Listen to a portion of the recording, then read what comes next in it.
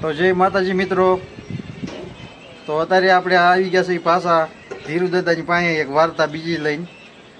તો ધીરુ દાદા એક વાર્તા બીજી કહે છે તમને, તો સાંભળો કેવી વાર્તા કહે છે. હા ધીરુ દાદા. હા તો હાલો એક હવે બીજી નવી વાર્તા સંભળાઈ દો આજ. તો બોલો દોસ્તો, એક બીજી વાર્તા તમને સંભળાવું છું કે બોધ ગઈને થોડીક રહી.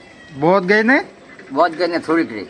હા તો મિત્રો સાંભળજો આ વાર્તા, બહોત ગઈ ને થોડીક રહી. હા, એમાં એક બજાણીઓ અને એક બજાણકી હતા. હા પછી બજાણિયા અને બજાણકીને એવું એક નિયમ હતું કે ગમે ગામ જાવી તો આપણે એક રમત રમવાની. પછી એ બજાણીઓ અને બજાણકી ઉપડ્યા. પછી એક રાજાનું ગામ હતું, ના આવ્યા. પછી રાજાને એક એવું નિયમ હતું કે આપણા ગામમાં કોઈ રમત લઈને આવે તો આપણે રમવા નહીં દેવાના. પછી બજાણીઓ અને બજાણકી એ રાજમાં આવ્યા. ત્યારે પછી રમત શરૂ કરી. ત્યારે પછી રાજાએ કીધું કે અહીંયા અમારા ગામમાં એવું નિયમ છે કે કોઈને અમે રમવા દેતા નથી. ત્યારે બજાણીઓ અને બજારને ક્યાંય કીધું કે અમે ભૂખ્યા મરી જઈએ પણ રમત કર્યા વગર અમે જાશું ને, એવો અમારો નિયમ છે. પછી બજાણીઓ અને બજારને ક્યાંય ઉપવાસ કર્યા. પછી નગરીના માણસો બધા કહેવા મને રાજાને કે બાપુ આ બજાણીઓ અને બજાર ક્યાં મરી જાય છે બિચારા, તો એને એક રમત આપો. ત્યાર પછી રાજાએ કીધું કે રમત આપવું ખરો, પણ કે એને 5 રૂપિયા કોઈ આપવાના નહીં, તો એને રમત આપવું. પછી બજાણીઓ અને બજાર કે વાંધો નહીં. પછી આમાં રમત શરૂ થઈ. પછી બજાણકી દોરીને માથે હાલે અને બજાણીઓ હેઠે ઢોલકી વગાડે. એમાં બજાણકી રમી રમીને થાકી. ત્યારે બજાણકી કહ્યું કે એક બજાણિયા ઢોલકી જરા મત બજા મેરા પિંજર કરાયા. ત્યારે બજાણિયાએ કીધું કે હવે બોધ ગઈને થોડીક રહી. તો પછી એ સવાલમાં એ માલપા એક રાજાનો કુંવર હતો, એને આનંદ આવી ગયો કે બોધ ગઈને થોડીક રહી. આજ મારા બાપને મારીને મારે ગાજ્ય બે આવવાનું હતું. તો હવે કે બોધ ગઈને થોડીક રહીમાં મારા બાપને શું મારવું, હવે કાલ તો મને ગાજ્ય બેહાડી દેશે. ભાઈ ભાઈ એટલે એને એ હરખમાં ને હરખમાં એની એક વીંટી હતી, એ વીંટીનો ઘા કરી દીધો. રાજાએ વિચાર કર્યો કે મારા દીકરાએ જ મારું અપમાન કર્યું, અત્યારે કાંઈ નહીં, કે હવારે વાત. પછી બીજી પાછી રમત શરૂ થઈ. ત્યાં બજાણકી પાછી રમવા માંડી દોરી માથે. ત્યાં પાછી થાકી. ત્યાં બજાણકી બોલી એ બજાણકી કે ઢોલકી જરા મત બચા મેરા પિંજર કર્યા. ત્યાં બજાણીઓ બોલ્યો કે હવે બોધ ગઈને થોડીક રહી, હવે આમાં શું વાંધો. ત્યાં પછી રાજાની કુંવરી હતી, એની ઉંમર લાયક હતી, અને રાતે ભાગી જવાનું મન થયું કે કોઈ કુંવર લઈને ભાગી જાવ.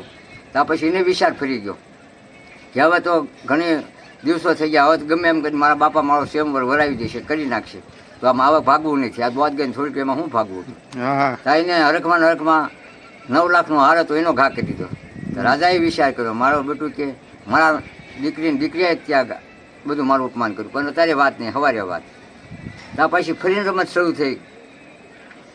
ત્યાં પાછી બજાણકી બોલી હવે બજાણિયા કે બોધ ગઈને થોડી બજાણિયા કે જરા ઢોલકી મત બજાવ મેરા પિંજર કરી આવ્યા. તાકે બોધ ગઈને થોડીક રહી બજાણકી, હવે રમત થોડીક વધુ જમાય. ત્યાં પછી 80-90 વર્ષના સાધુ બેઠેલા, એને આમ થયું કે હું એકલો શું કરું, કે મારે બૈરું કરવું પડશે. એમ થયું એને એવો વિચાર આવ્યો રાતમાં. ત્યાં પછી એનો વિચાર પડી ગયો કે હવે બોધ ગઈને થોડીક ગઈને હવે ધોળામાં કાળા ક્યાં મારે કરવા. એટલે હરખમાં એક 9 લાખ 10 લાખની સાલ હતી, એ સાલનો ઘા કરી દીધો. રાજાએ વિચાર કર્યો મારા બેટા ક્યાં બધાય મારું અપમાન કર્યું, હવારે વાત. ત્યાં પછી હવાર પડ્યું, દીવ ઉગ્યો. ત્યાં પછી છોકરાને બોલાવો કે બેટા તું મારો દીકરો થઈને મારું અપમાન કેમ ત્યાં કર્યું. કારણ કે બાપુજી આજ દિવસમાં મારે એવો દિવસ ઉગ્યો હતો કે મારો બાપો મને રાજગાજ્ય નથી બેહાડતો, એટલે તમને મારી નાખવાનું મને મન થયું હતું. કારણ કે બધા અહીંયા એક સવાલ બોલાય ને કે બોધ ગઈને થોડીક રહી, એટલે મેં એ સવાલમાં સમજી ગયો કે બોધ ગઈ છે અને થોડીકમાં મારે શું મારા બાપને મારો બોધ મને ગાજ્ય બેહાડ છે. એ હરખમાં મેં આ પવિત્ર વીંટીનો ઘા કરી દીધો. કારણ કે બહુ સારું. ત્યાં પછી છોકરીને પૂછ્યું. તો છોકરીને કે બેટા તને હું, કારણ કે બાપુ હું ઉંમર લાયક થઈ તો મારા તમે લગ્ન ન કર્યા. પછી આખે બજાણીઓ બોલ્યા એટલે મને થઈ ગયું કે હવે ઉંમર લાયક થઈશું, પણ કે હવે આ બોધ ગઈને થોડીક રહી, હવે તો મારા બાપુ ગમે ના મને લગ્ન કરી દેશે. એ હરખમાં મેં 9 લાખના હારનો ઘા કરી દીધો. કે બહુ સારું છે બેટા. કારણ કે બસ સાધુ કે તને શું ખુશી. કારણ કે હું 80-90 વર્ષ મેં ભક્તિ કરી અને આજ એવો જ વિચાર મને આવ્યો કે હું કોઈક બૈરો કરું.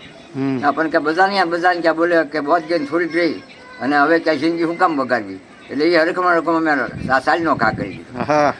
કારણ કે તો બહુ સારું કે તો હવે મારે બધાને ઇનામ આપવું પડશે. એ બધાને ઇનામ રાજાએ આપ્યું અને બજાણકીને ઇનામ આપ્યું અને હરખથી બજાણિયા રાજી કરી અને જવા દીધા. આ એવી વાત છે. વાહ વાહ. તો આ તમે વાર્તા અત્યારે સાંભળી. કે બહોત ગઈ ને થોડી રહી. તો આ વાર્તામાં તમને કેવી મજા આવી એ કોમેન્ટમાં જણાવજો. અને અમારા ચેનલને નવા હોય તો સબસ્ક્રાઈબ કરી નાખજો અને લાઈક કરી નાખજો. અમારા ચેનલનું નામ છે રવિ પરમાર બ્લોગ્સ. તો જય માતાજી.